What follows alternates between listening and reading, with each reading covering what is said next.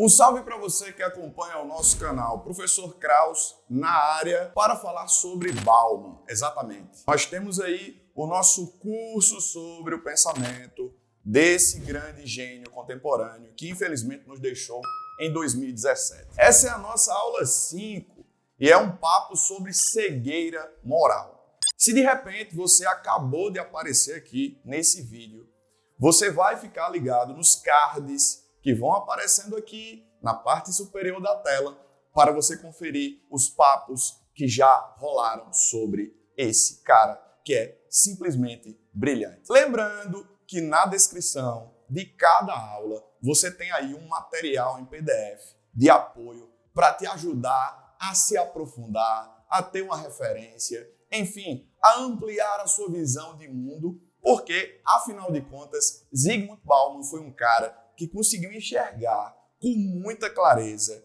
com muita propriedade, tudo que nós estamos vivendo, tanto de bom quanto de ruim. E aí a gente vai falar sobre cegueira moral.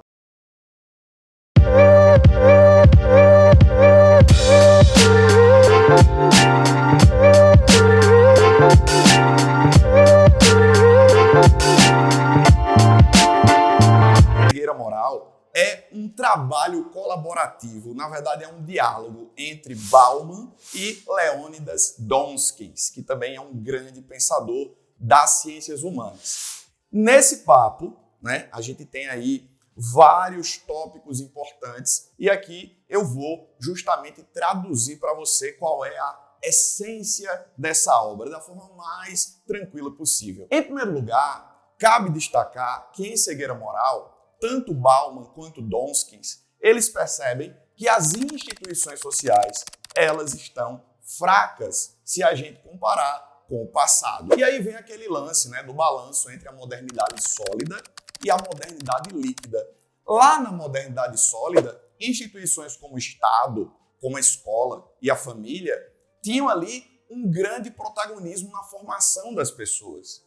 Mas quando você olha para as instituições zumbis, e nós temos papo aqui no canal sobre as instituições zumbis, confere no card, você percebe que as instituições elas estão fracas, elas não conseguem cumprir os seus devidos papéis. E aí a gente percebe que a formação do indivíduo ela é fragmentada, porque a sociedade está institucionalmente fragmentada. Não há tanta coesão, não há tanta unidade, não há tanto respaldo, poder e legitimidade por parte das instituições. Por sinal, um dos sintomas da liquidez, segundo Bauman, e ele fala isso em Tempos Líquidos, é o divórcio entre política e poder.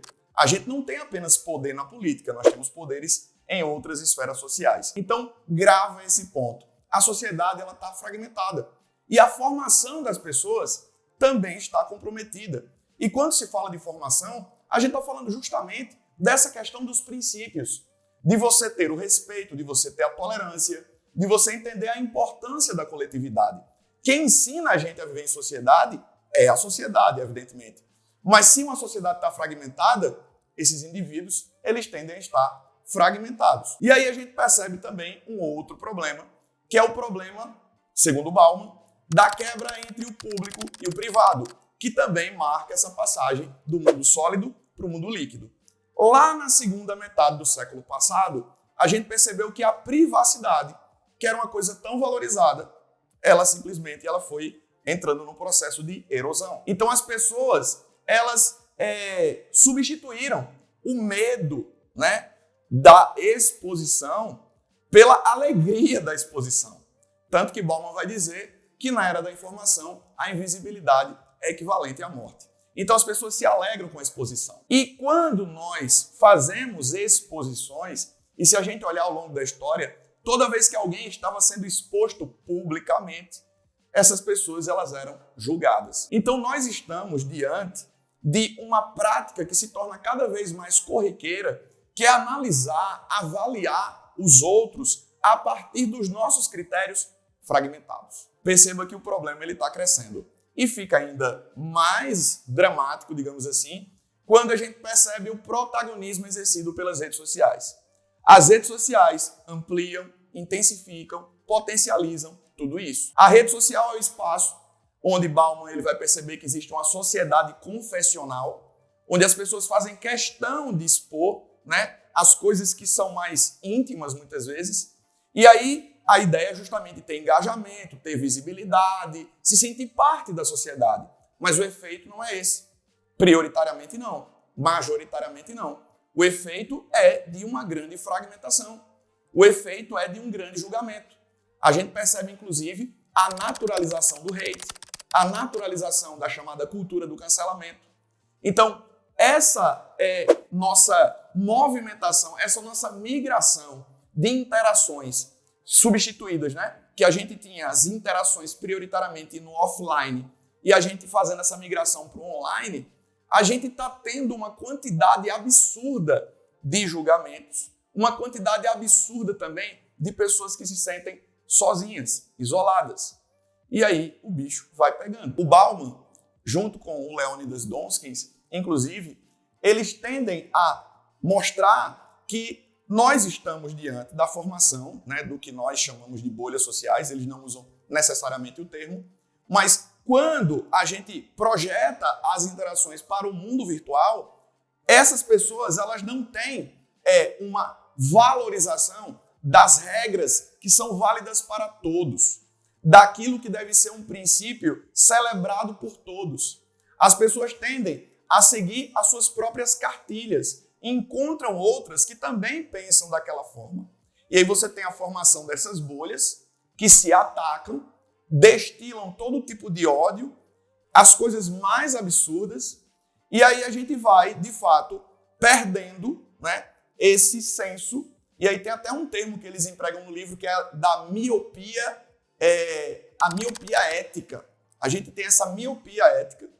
A gente não consegue ver o bem como bem e o mal como mal. A gente começa a julgar tudo a partir dos nossos parâmetros pessoais, dentro de uma perspectiva puramente individualista e até ególatra. E aí, Donskis e Bauman, eles refletem também sobre qual o papel do Estado, qual o papel da escola, qual o papel da universidade nesse processo. O papel é fundamental, é alarmante, é necessário um posicionamento do Estado nesse sentido, e você observa que vários países estão atuando para tentar criar legislações e fiscalizações, muitas vezes até dialogando com essas plataformas e aplicativos para tentar enquadrar, para tentar cobrar medidas que sejam de fato efetivas para que as pessoas elas tenham uma conduta mais civilizada, mais humana, mais empática. E, além disso, o Bauman é elogiado pelo Donskis como um pensador que está expondo esse problema para a sociedade de forma clara, de forma direta, de uma forma que é compreensível, para que as pessoas percebam que, diante de tudo isso que foi posto, a cegueira moral, ela é fruto de quê? Ela é o produto de uma equação, de uma sociedade que compete exacerbadamente, que é extremamente individualista, cujo sistema educacional instiga essa competição e não uma humanização, e um Estado que atua cada vez menos. Embora ele busque essa regulamentação, o Estado ele ainda peca no desenvolvimento e implementação de políticas públicas que possam, de fato, restabelecer os rituais de coletividade, o senso de coletividade. Eu não sei se você está percebendo isso, mas no mundo inteiro a gente tem exageros, né? A gente tem o ultranacionalismo, por exemplo, a xenofobia, a gente tem exagero. Mas esse espírito humano está complicado. E não tem como ler Cegueira Moral e não lembrar do ensaio sobre a cegueira de José Saramago. Naquele livro, Ensaio sobre a Cegueira, o Saramago ele fala de uma epidemia, de uma cegueira branca, e aí eu percebo nitidamente uma alusão à racionalidade, porque essa coisa da luz branca dessa cegueira tem uma ligação sim com a alegoria da caverna de Platão. Quando os prisioneiros podem sair, quando um prisioneiro sai, ele contempla a luz da verdade e aquilo é a razão. Nós somos tão racionais, mas tão racionais, que perdemos a sensibilidade. Nós somos tão racionais, mas tão racionais, que estamos deixando de enxergar o outro, de fazer o exercício da alteridade. A alteridade está sendo perdida. E aí, esse senso de humanidade, ele vem, de fato, entrando no estágio de decadência muito profunda diante da modernidade líquida. Então, a cegueira moral é a dificuldade que as pessoas estão tendo de enxergar princípios humanos, sociais, que vão dar viabilidade a essa vida em sociedade.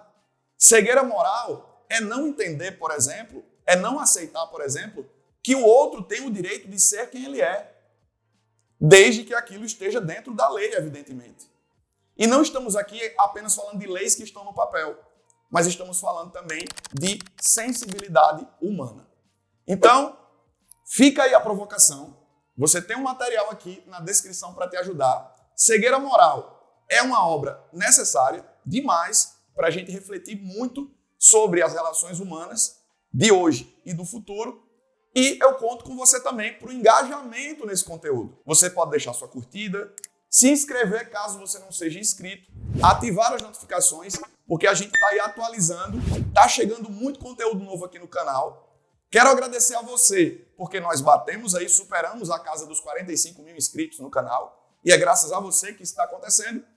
Quero convocar você também para se engajar nos comentários, deixa aí o teu feedback e para compartilhar esse conteúdo com a tua galera que está na escola, que está na universidade ou que simplesmente é apaixonado por ciências humanas e por Zygmunt Bauman.